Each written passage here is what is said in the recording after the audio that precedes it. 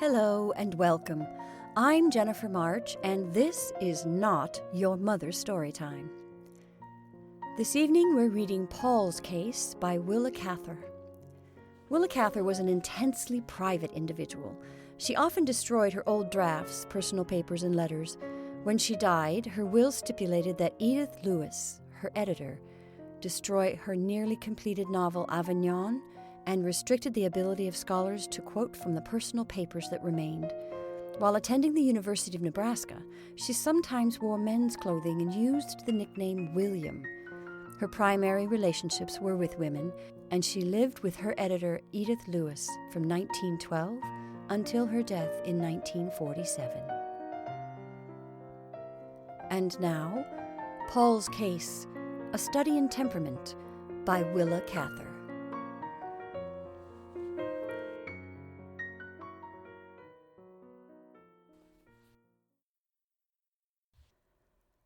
It was Paul's afternoon to appear before the faculty of the Pittsburgh High School to account for his various misdemeanors. He had been suspended a week ago, and his father had called at the principal's office and confessed his perplexity about his son.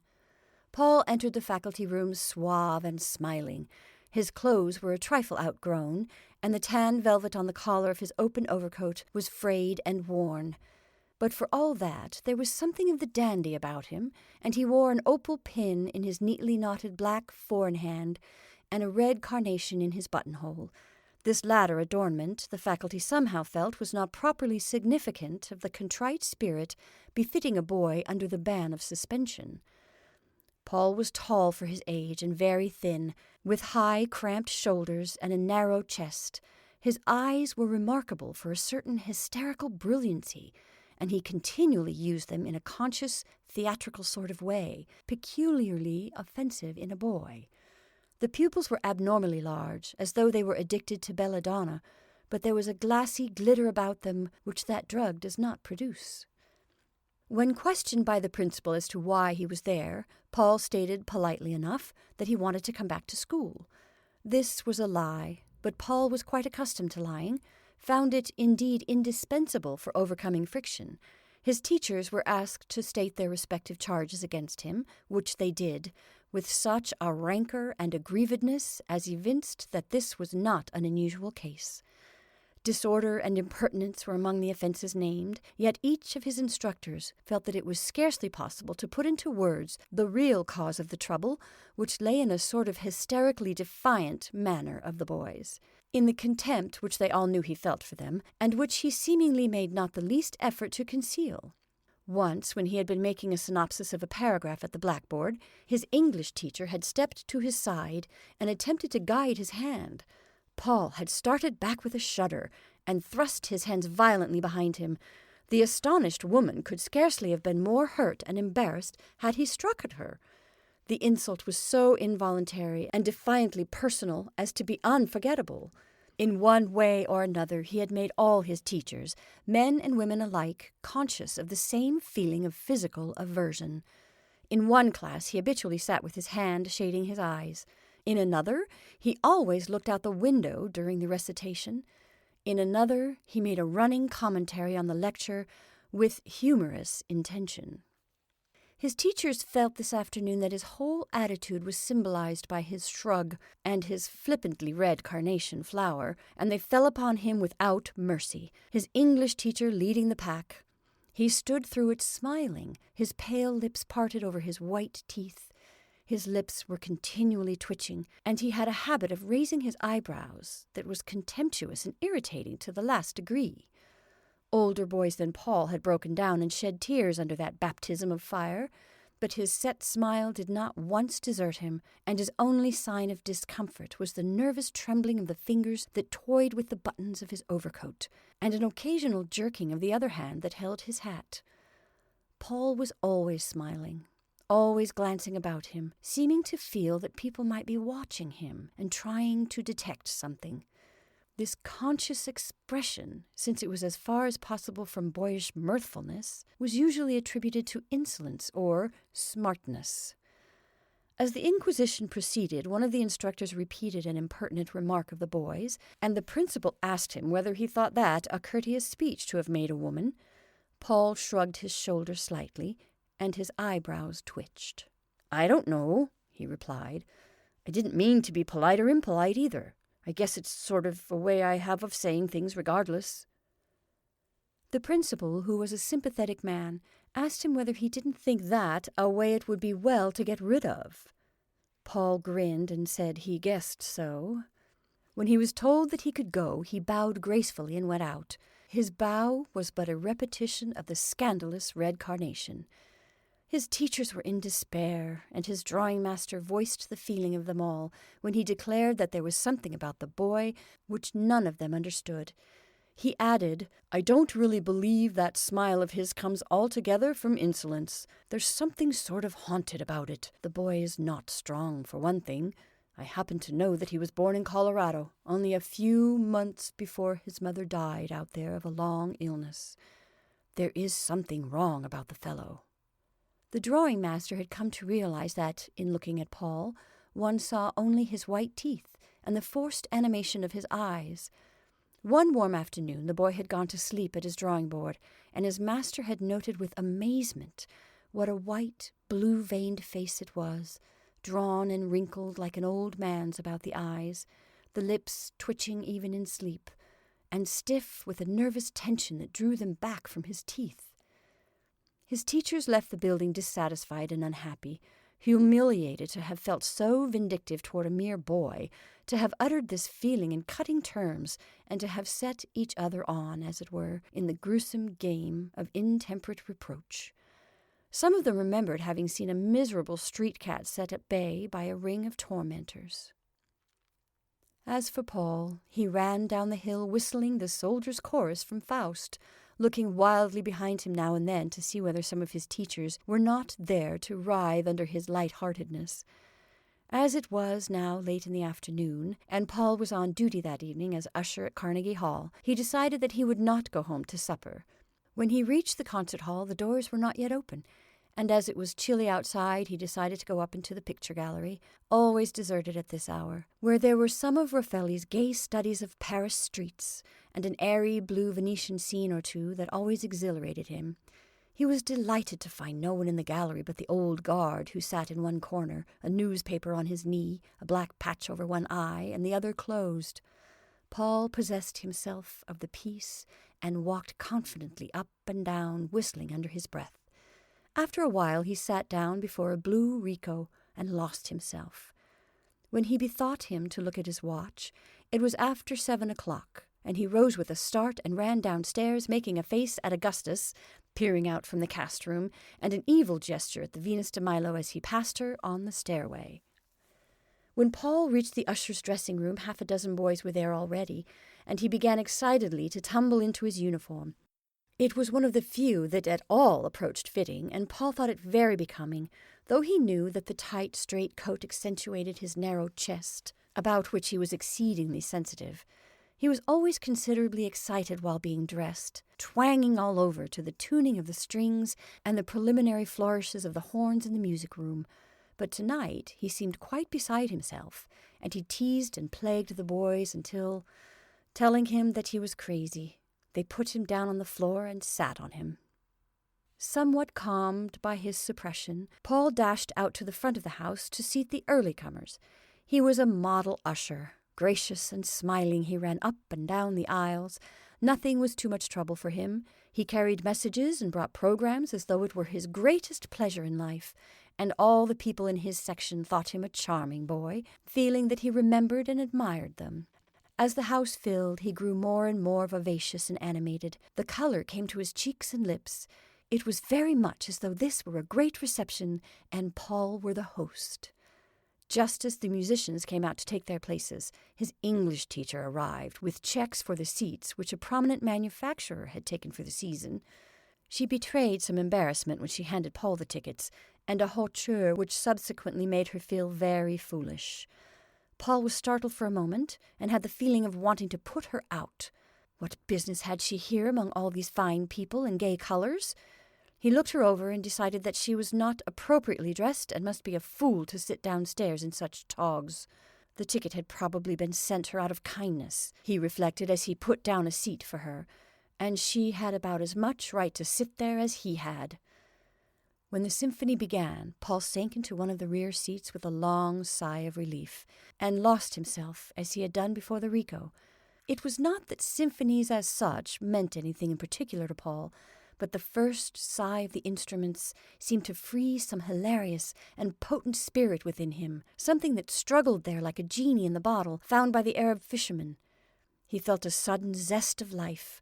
The lights danced before his eyes, and the concert hall blazed into unimaginable splendor. When the soprano soloist came on, Paul forgot even the nastiest of his teachers being there, and gave himself up to the peculiar stimulus such personages always had for him. The soloist chanced to be a German woman, by no means in her first youth, and the mother of many children. But she wore an elaborate gown and a tiara, and above all she had that indefinable air of achievement, that world shine upon her, which in Paul's eyes made her a veritable queen of romance. After a concert was over, Paul was always irritable and wretched until he got to sleep, and tonight he was even more than unusually restless. He had the feeling of not being able to let down, of its being impossible to give up this delicious excitement which was the only thing that could be called living at all.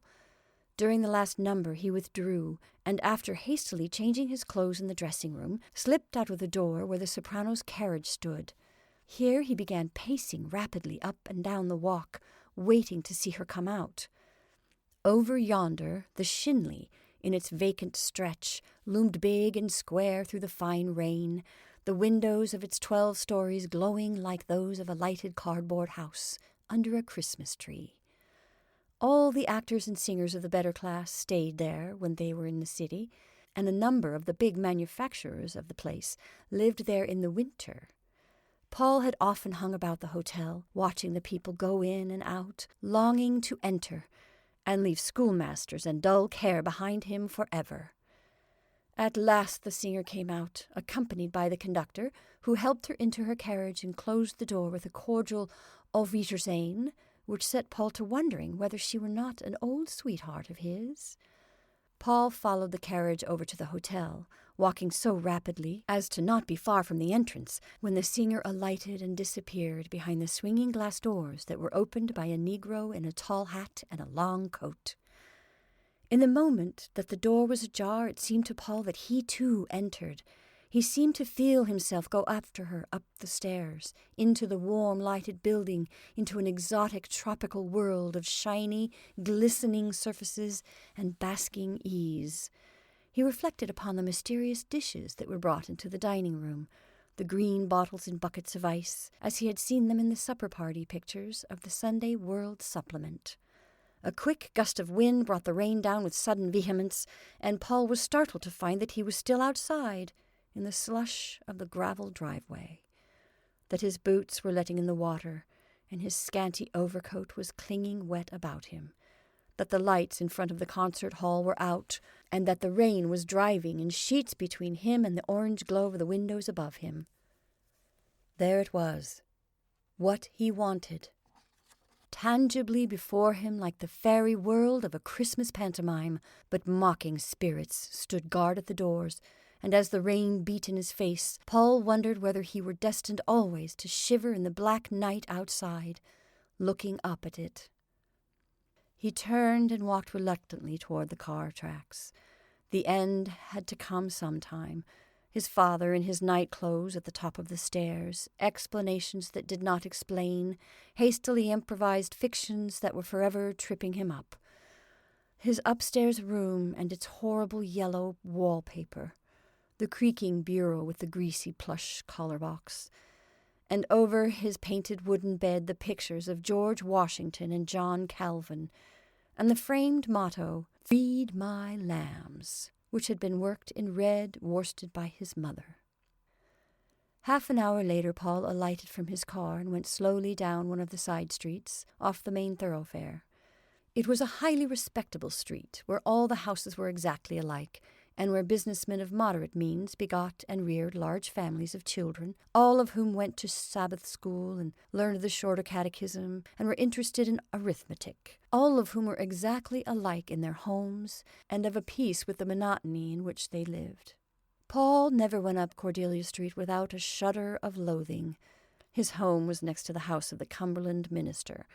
He approached it tonight with the nerveless sense of defeat, the hopeless feeling of sinking back forever into ugliness and commonness that he had always had when he came home. The moment he turned into Cordelia Street, he felt the waters close above his head. After each of these orgies of living, he experienced all the physical depression which follows a debauch, the loathing of respectable beds, of common food, of a house penetrated by kitchen odors, a shuddering repulsion for the flavorless, colorless mass of everyday existence, a morbid desire for cool things and soft light and fresh flowers. The nearer he approached the house, the more absolutely unequal Paul felt to the sight of it all. His ugly sleeping chamber, the cold bathroom with the grimy zinc tub, the cracked mirror, the dripping spigots, his father at the top of the stairs, his hairy legs sticking out from his nightshirt, his feet thrust into carpet slippers. He was so much later than usual that there would certainly be inquiries and reproaches. Paul stopped short before the door. He felt that he could not be accosted by his father tonight, that he could not toss again on that miserable bed. He would not go in. He would tell his father that he had no car fare, and it was raining so hard he had gone home with one of the boys and stayed all night. Meanwhile, he was wet and cold. He went around to the back of the house and tried one of the basement windows, found it open, raised it cautiously, and scrambled down the cellar wall to the floor. There he stood, holding his breath, terrified by the noise he had made, but the floor above him was silent, and there was no creak on the stairs. He found a soap box and carried it over to the soft ring of light that streamed from the furnace door, and sat down. He was horribly afraid of rats, so he did not try to sleep, but sat, looking distrustfully at the dark, still terrified lest he might have awakened his father. In such reactions, after one of the experiences which made days and nights out of the dreary blanks of the calendar, when his senses were deadened, Paul's head was always singularly clear. Suppose his father had heard him getting in at the window and had come down and shot him for a burglar. Then again, suppose his father had come down, pistol in hand, and had cried out in time to save himself, and his father had been horrified to think how nearly he had killed him. Then again, suppose the day should come when his father would remember that night, and wish there had been no warning cry to stay his hand. With this last supposition, Paul entertained himself until daybreak. The following Sunday was fine. The sodden November chill was broken by the last flash of autumnal summer. In the morning, Paul had to go to church and Sabbath school as always. On seasonable Sunday afternoons, the burghers of Cordelia Street always sat out on their front stoops and talked to their neighbors on the next stoop, or called to those across the street in neighborly fashion. The men usually sat on gay cushions placed upon the steps that led down to the sidewalk, while the women, in their Sunday waists, sat in rockers on the cramped porches, pretending to be greatly at their ease. The children played in the streets. There were so many of them that the place resembled the recreation grounds of a kindergarten. The men on the steps, all in their shirt sleeves, their vests unbuttoned, sat with their legs well apart, their stomachs comfortably protruding, and talked of the prices of things, or told anecdotes of the sagacity of their various chiefs and overlords. They occasionally looked over the multitude of squabbling children, listened affectionately to their high-pitched naval voices, smiling to see their own proclivities reproduced in their offspring, and interspersed their legends of the Iron Kings with remarks about their sons' progress at school, their grades in arithmetic, and the amount they had saved in their toy banks. On this last Sunday of November, Paul sat all the afternoon on the lowest step of his stoop, staring into the street, while his sisters, in their rockers, were talking to the minister's daughters next door about how many shirtwaists they had made in the last week, and how many waffles someone had eaten at the last church supper. When the weather was warm and his father was in a particularly jovial frame of mind, the girls made lemonade, which was always brought out in red-glassed pitchers, ornamented with forget-me-nots in blue enamel. This the girls thought very fine, and the neighbors always joked about the suspicious color of the pitcher. Today, Paul's father sat on the top step, talking to a young man who shifted a restless baby from knee to knee. He happened to be the young man who was daily held up to Paul as a model, and after whom it was his father's dearest hope that he would pattern. This young man was of a ruddy complexion, with a compressed red mouth and faded nearsighted eyes, over which he wore thick spectacles, with gold bows that curved about his ears. He was clerk to one of the magnates of a great steel corporation, and was looked upon in Cordelia Street as the young man with a future. There was a story that, some 5 years ago, he was now barely 26, he had been a trifle dissipated, but in order to curb his appetites and save the loss of time and strength that a sowing of wild oats might have entailed, he had taken his chief's advice, oft reiterated to his employees, and at 21 had married the first woman whom he could persuade to share his fortunes. She happened to be an angular schoolmistress much older than he, who also wore thick glasses, and who now had borne him 4 children, all nearsighted like herself. The young man was relating how his chief, now cruising in the Mediterranean, kept in touch with all the details of the business, arranging his office hours on his yacht just as though he were at home, and knocking off enough work to keep 2 stenographers busy. His father told in turn the plan his corporation was considering of putting in an electric railway plant in Cairo. Paul snapped his teeth. He had an awful apprehension that they might spoil it all before he got there. Yet he rather liked to hear these legends of the Iron Kings that were told and retold on Sundays and holidays. These stories of palaces in Venice, yachts on the Mediterranean, and high play at Monte Carlo appealed to his fancy, and he was interested in the triumphs of these cash boys who had become famous, though he had no mind for the cash boy stage. After supper was over and he had to help dry the dishes, Paul nervously asked his father whether he could go to George's to get some help in his geometry, and still more nervously asked for car fare. This latter request he had to repeat, as his father, on principle, did not like to hear requests for money, whether much or little. He asked Paul whether he could not go to some boy who lived nearer, and told him that he ought not to leave his schoolwork until Sunday. But he gave him the dime. He was not a poor man, but he had a worthy ambition to come up in the world. His only reason for allowing Paul to usher was that he thought a boy ought to be earning a little. Paul bounded upstairs, scrubbed the greasy odor of the dishwater from his hands with the ill-smelling soap he hated, and then shook over his fingers a few drops of violet water from the bottle he kept hidden in his drawer. He left the house with the geometry book conspicuously under his arm, and the moment he got out of Cordelia Street and boarded a downtown car, he shook off the lethargy of 2 deadening days and began to live again. The leading juvenile of the permanent stock company which played at one of the downtown theaters was an acquaintance of Paul's, and the boy had been invited to drop in at the Sunday night rehearsals whenever he could. For more than a year Paul had spent every available moment loitering about Charlie Edwards' dressing room. He had won a place among Edwards' followings, not only because the young actor who could not afford to employ a dresser often found him useful, because he recognized in Paul something akin to what churchmen term vocation. It was at the theater and at Carnegie Hall that Paul really lived. The rest was but a sleep and a forgetting. This was Paul's fairy tale, and it had for him all the allurement of a secret love. The moment he inhaled the gassy, painty, dusty odor behind the scenes, he breathed like a prisoner set free, and felt within him the possibility of doing or saying splendid, brilliant, poetic things. The moment the cracked orchestra beat out the overture from Martha, or jerked at the serenade from Rigoletto, all stupid and ugly things slid from him, and his senses were deliciously, yet delicately fired. Perhaps it was because in Paul's world the natural nearly always wore the guise of ugliness, that a certain element of artificiality seemed to him necessary in beauty.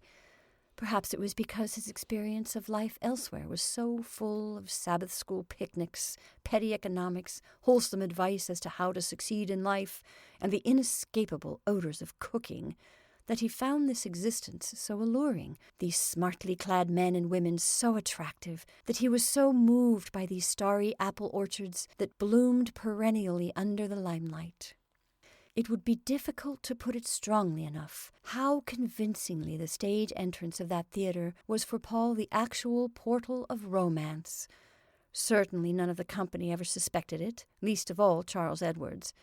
It was very like the old stories that used to float about London of fabulously rich Jews who had subterranean halls there with palms and fountains and soft lamps and richly apparelled women who never saw the disenchanting light of London day.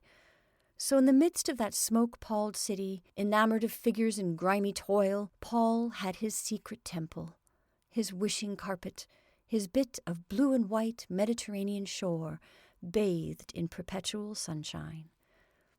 Several of Paul's teachers had a theory that his imagination had been perverted by garish fiction, but the truth was that he scarcely ever read at all. The books at home were not such as would either tempt or corrupt a youthful mind, and as for reading the novels that some of his friends urged upon him, well, he got what he wanted much more quickly from music, any sort of music, from an orchestra to a barrel organ. He needed only the spark, the indescribable thrill that made his imagination master of his senses, and he could make plots and pictures enough of his own.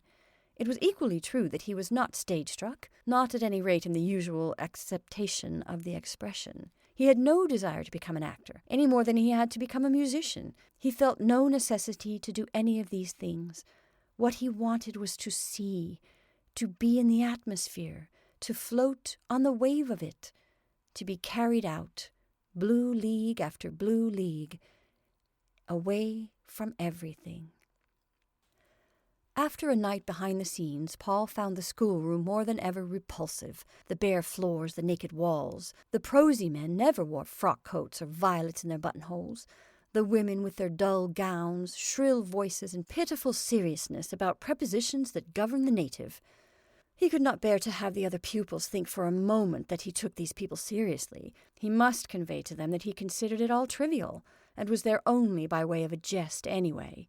He had autographed pictures of all the members of the stock company, which he showed his classmates, telling them the most incredible stories of his familiarity with these people, of his acquaintance with the soloist who came to Carnegie Hall, his suppers with them, and the flowers he sent them. When these stories lost their effect, and his audience grew listless, he became desperate and would bid all the boys goodbye, announcing that he was going to travel for a while, going to Naples, to Venice, to Egypt. Then, next Monday, he would slip back, conscious and nervously smiling. His sister was ill, and he should have to defer his voyage until spring. Matters went steadily worse with Paul at school. In the itch to let his instructors know how heartily he despised them and their homilies, and how thoroughly he was appreciated elsewhere, he mentioned once or twice that he had no time to fool with theorems, adding, with a twitch of the eyebrows and a touch of that nervous bravado which so perplexed them, that he was helping the people down at the stock company. They were old friends of his. The upshot of the matter was that the principal went to Paul's father, and Paul was taken out of school and put to work. The manager at Carnegie Hall was told to get another usher in his stead. The doorkeeper at the theatre was warned not to admit him to the house, and Charlie Edwards remorsefully promised the boy's father not to see him again. The members of the stock company were vastly amused when some of Paul's stories reached them, especially the women. They were hard-working women, most of them supporting indigent husbands or brothers, and they laughed rather bitterly at having stirred the boy to such fervid and florid inventions. They agreed with the faculty and with his father that Paul's was a bad case. The eastbound train was plowing through a January snowstorm. The dull dawn was beginning to show gray when the engine whistled a mile out of Newark. Paul started up from the seat, where he had lain curled in an uneasy slumber, rubbed the breath-misted window glass with his hand, and peered out. The snow was whirling in curling eddies above the white bottom lands, and the drifts lay already deep in the fields and along the fences, where here and there the long dead grass and dried weed stalks protruded black above it. Lights shone from the scattered houses, and a gang of laborers who stood beside the track waved their lanterns. Paul had slept very little, and he felt grimy and uncomfortable. He had made the all-night journey in a day coach, partly because he was ashamed, dressed as he was, to go into a Pullman, and partly because he was afraid of being seen there by some Pittsburgh businessman who might have noticed him in Denny and Carson's office. When the whistle awoke him, he clutched quickly at his breast pocket, glancing about him with an uncertain smile. But the little clay-bespattered Italians were still sleeping. The slatternly women across the aisle were in open-mouthed oblivion, and even the crummy, crying babies were for the nonce stilled. Paul settled back to struggle with his impatience as he could. When he arrived at the Jersey station, he hurried through his breakfast, manifestly ill at ease and keeping a sharp eye about him. After he reached the 23rd Street station, he consulted a cabman and had himself driven to a men's furnishing establishment that was just opening for the day. He spent upwards of 2 hours there, buying with endless reconsideration and care. His new street suit he put on in the fitting room, the frock coat and dress clothes he had bundled into the cab with his linen. Then he drove to a hatter's and a shoe house. His next errand was at Tiffany's, where he selected his silver and a new scarf pin. He would not wait to have his silver marked, he said. Lastly, he stopped at a trunk shop on Broadway and had his purchases packed into various traveling bags. It was a little after 1 o'clock when he drove up to the Waldorf, and after settling with the cabman, went into the office. He registered from Washington, said his mother and father had been abroad, and that he had come down to await the arrival of their steamer. He told his story plausibly and had no trouble, since he volunteered to pay for them in advance in engaging his rooms, a sleeping room, sitting room, and a bath. Not once, but 100 times, Paul had planned this entry into New York. He had gone over every detail of it with Charlie Edwards, and in his scrapbook at home there were pages of description about New York hotels cut from the Sunday papers. When he was shown to his sitting room on the 8th floor, he saw at a glance that everything was as it should be. There was but one detail in his mental picture that the place did not realize, so he rang for the bellboy and sent him down for flowers. He moved about nervously until the boy returned, putting away his new linen and fingering it delightedly as he did so. When the flowers came, he put them hastily into water, and then tumbled into a hot bath. Presently he came out of his white bathroom, resplendent in his new silk underwear, playing with the tassels of his red robe. The snow was whirling so fiercely outside his windows that he could scarcely see across the street, but within the air was deliciously soft and fragrant. He put the violets and jonquils on the tabouret beside the couch, and threw himself down with a long sigh, covering himself with a Roman blanket. He was thoroughly tired. He had been in such haste, he had stood up to such a strain, covered so much ground in the last 24 hours, that he wanted to think how it had all come about. Lulled by the sound of the wind, the warm air, and the cool fragrance of the flowers, he sank into deep, drowsy retrospection. It had been wonderfully simple. When they had shut him out of the theater and concert hall, when they had taken away his bone, the whole thing was virtually determined. The rest was a mere matter of opportunity. The only thing that at all surprised him was his own courage, for he realized well enough that he had always been tormented by fear, a sort of apprehensive dread that of late years, as the meshes of the lies he had told closed about him, had been pulling the muscles of his body tighter and tighter. Until now he could not remember the time when he had not been dreading something. Even when he was a little boy, it was always there, behind him or before, or on either side. There had always been the shadowed corner, the dark place into which he had dared not look, but from which something seemed to always be watching him. And Paul had done things that were not pretty to watch, he knew. But now he had a curious sense of relief, as though he had at last thrown down the gauntlet to the thing in the corner. Yet it was but a day since he had been sulking in the traces. But yesterday afternoon that he had been sent to the bank with Denny and Carson's deposit, as usual, but this time he was instructed to leave the book to be balanced. There was above $2,000 in checks, and nearly 1,000 in the banknotes, which he had taken from the bank and quietly transferred to his pocket. At the bank he had made out a new deposit slip. His nerves had been steady enough to permit his returning to the office, where he had finished his work and asked for a full day's holiday tomorrow, Saturday, giving a perfectly reasonable pretext. The bank book, he knew, would not be returned before Monday or Tuesday, and his father would be out of town for the next week. From the time he slipped the banknotes into his pocket until he boarded the night train for New York, he had not known a moment's hesitation. It was not the first time Paul had steered through treacherous waters. How astonishingly easy it had all been. Here he was, the thing done, and this time there would be no awakening, no figure at the top of the stairs. He watched the snowflakes whirling by his window until he fell asleep. When he awoke, it was 3:00 in the afternoon. He bounded up with a start. Half of one of his precious days gone already. He spent more than an hour in dressing, watching every stage of his toilet carefully in the mirror. Everything was quite perfect. He was exactly the kind of boy he had always wanted to be. When he went downstairs, Paul took a carriage and drove up Fifth Avenue toward the park. The snow had somewhat abated. The carriages and tradesmen's wagons were hurrying soundlessly to and fro in the winter twilight. Boys in woolen mufflers were shoveling off the doorsteps. The avenue stages made fine spots of color against the white street.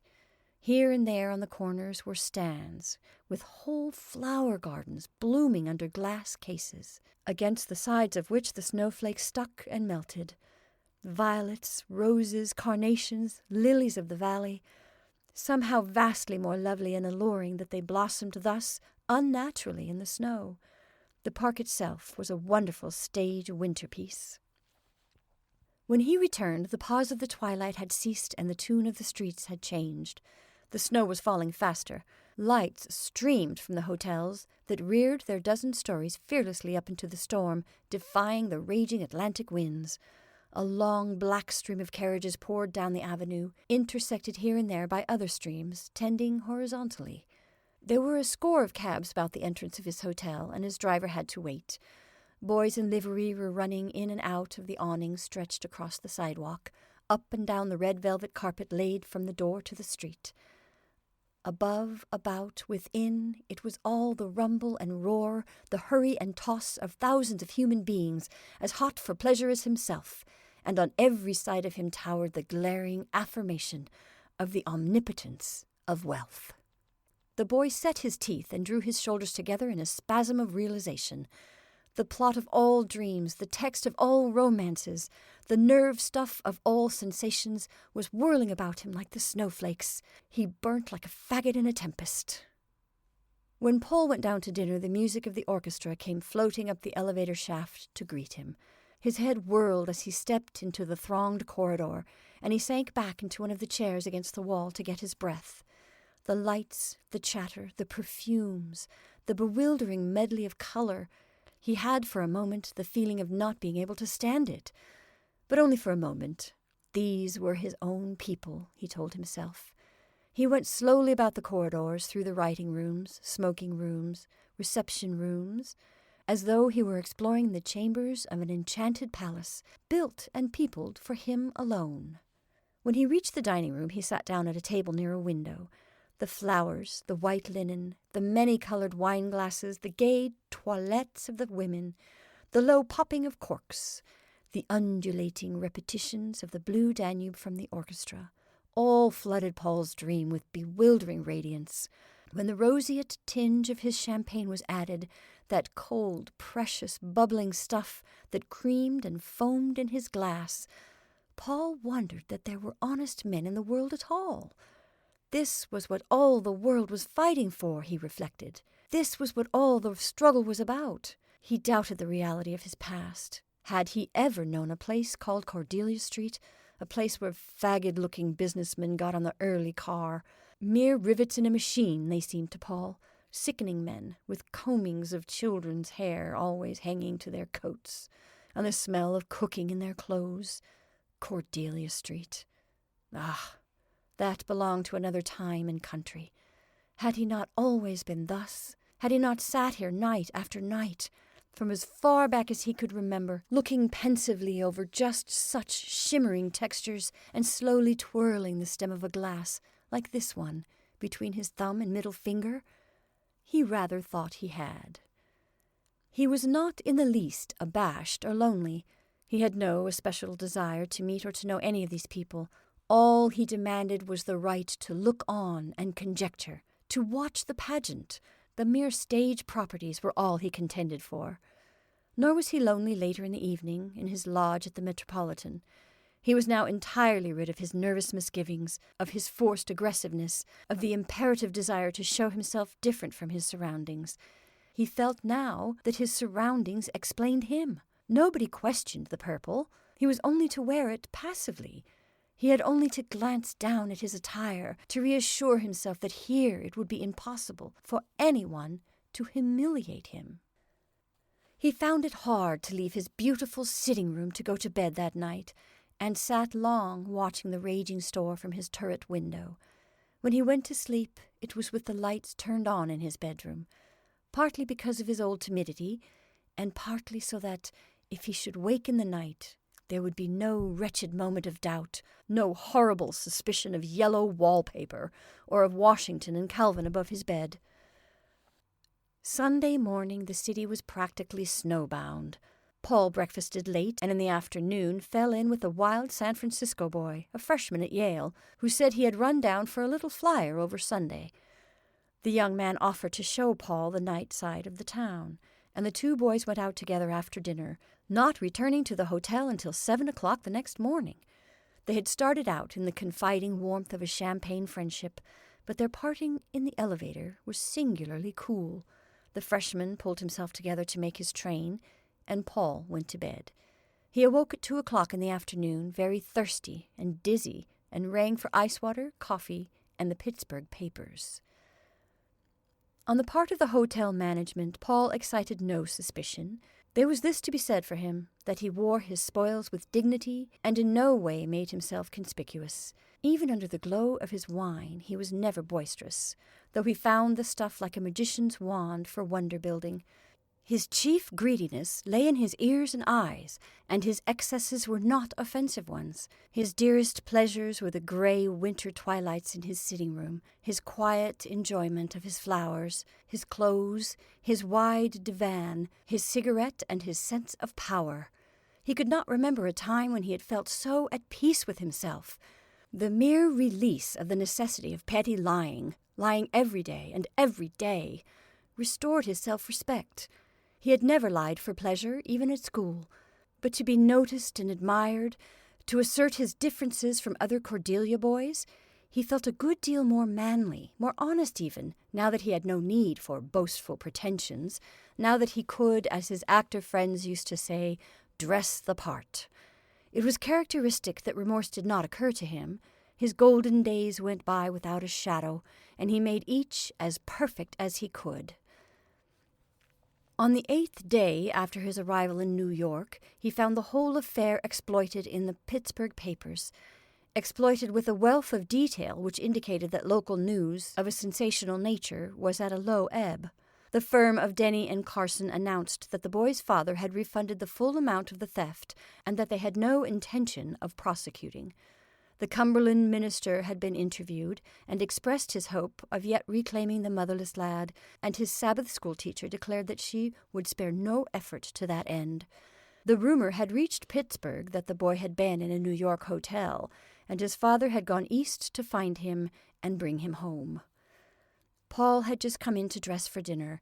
He sank into a chair, weak to the knees, and clasped his head in his hands. It was to be worse than jail even. The tepid waters of Cordelia Street were to close over him finally and forever. The grey monotony stretched before him in hopeless, unrelieved years. Sabbath school, young people's meeting, the yellow-papered room, the damp dish-towels. It all rushed back to him with a sickening vividness. He had the old feeling that the orchestra had suddenly stopped, the sinking sensation that the play was over.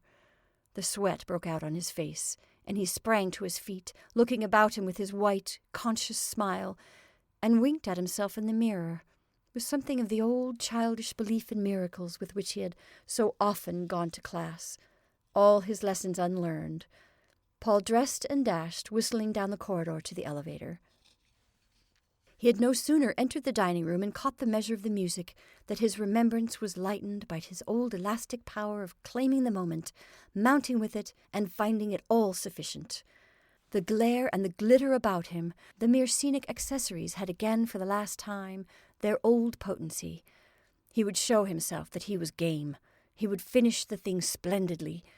He doubted more than ever the existence of Cordelia Street, and for the first time he drank his wine recklessly. Was he not, after all, one of those fortunate beings born to the purple? Was he not still himself and in his own place? He drummed a nervous accompaniment to the Pagliacci music, and looked about him, telling himself over and over that it had paid. He reflected drowsily to the swell of the music and the chill sweetness of his wine that he might have done it more wisely. He might have caught an outboard steamer and been well out of the clutches before now, but the other side of the world had seemed too far away and too uncertain then. He could not have waited for it. His need had been too sharp.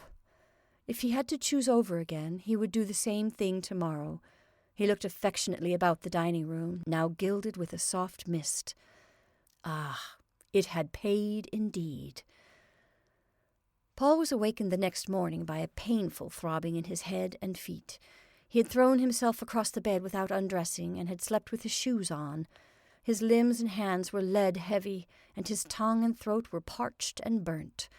There came upon him one of those fateful attacks of clear-headedness that never occurred, except when he was physically exhausted and his nerves hung loose. He lay still, closed his eyes, and let the tide of things wash over him. His father was in New York, stopping at some joint or other, he told himself. The memory of successive summers on the front stoop fell upon him like a weight of black water. He had not $100 left, and he knew now, more than ever, that money was everything, the wall that stood between all he loathed and all he wanted. The thing was winding itself up. He had thought of that on his first glorious day in New York, and had even provided a way to snap the thread. It lay on the dressing table now. He had got it out last night when he came blindly up from dinner, but the shiny metal hurt his eyes, and he disliked the looks of it. He rose and moved about with a painful effort, succumbing now and again to attacks of nausea. It was the old depression exaggerated. All the world had become Cordelia Street, yet somehow he was not afraid of anything, was absolutely calm. Perhaps because he had looked into the dark corner at last and knew. It was bad enough, what he saw there, but somehow not so bad as his long fear of it had been. He saw everything clearly now. He had a feeling that he had made the best of it, that he had lived the sort of life he was meant to live, and for half an hour he sat staring at the revolver. But he told himself that was not the way. So he went downstairs and took a cab to the ferry. When Paul arrived in Newark, he got off the train and took another cab, directing the driver to follow the Pennsylvania tracks out of town. The snow lay heavy on the railways and had drifted deep in the open fields. Only here and there the dead grass and dried weed stalks projected, singularly black above it. Once well into the country, Paul dismissed the carriage and walked, floundering along the tracks, his mind a medley of irrelevant things. He seemed to hold in his brain an actual picture of everything he had seen that morning. He remembered every feature of both his drivers, of the toothless old woman from whom he had bought the red flowers in his coat, the agent from whom he had got his ticket, and all of his fellow passengers on the ferry. His mind, unable to cope with vital matters near at hand, worked feverishly and deftly at sorting and grouping these images. They made for him a part of the ugliness of the world, of the ache in his head, and the bitter burning on his tongue. He stooped and put a handful of snow into his mouth as he walked, but that too seemed hot. When he reached a little hillside where the tracks ran through a cut some 20 feet below, he stopped and sat down. The carnations in his coat were drooping with the cold, he noticed, their red glory all over. It occurred to him that all the flowers he had seen in the glass case that first night must have gone the same way, long before this. It was only one splendid breath they had, in spite of their brave mockery at the winter outside the glass. And it was a losing game in the end, it seemed, this revolt against the homilies by which the world is run. Paul took one of the blossoms carefully from his coat and scooped a little hole in the snow, where he covered it up. Then he dozed a while, from his weak condition, seemingly insensible to the cold. The sound of an approaching train awoke him, and he started to his feet, remembering only his resolution, and afraid lest he should be too late. He stood watching the approaching locomotive, his teeth chattering, his lips drawn away from them in a frightened smile. Once or twice he glanced nervously sideways, as though he were being watched. When the right moment came, he jumped. As he fell, the folly of his haste occurred to him with merciless clearness, the vastness of what he had left undone. There flashed through his brain, clearer than ever before, the blue of Adriatic water, the yellow of Algerian sands. He felt something strike his chest, and that his body was being thrown swiftly through the air, on, immeasurably far and fast, while his limbs were gently relaxed. Then, because the picture-making mechanism was crushed, the disturbing vision flashed into black, and Paul dropped back into the immense design of things.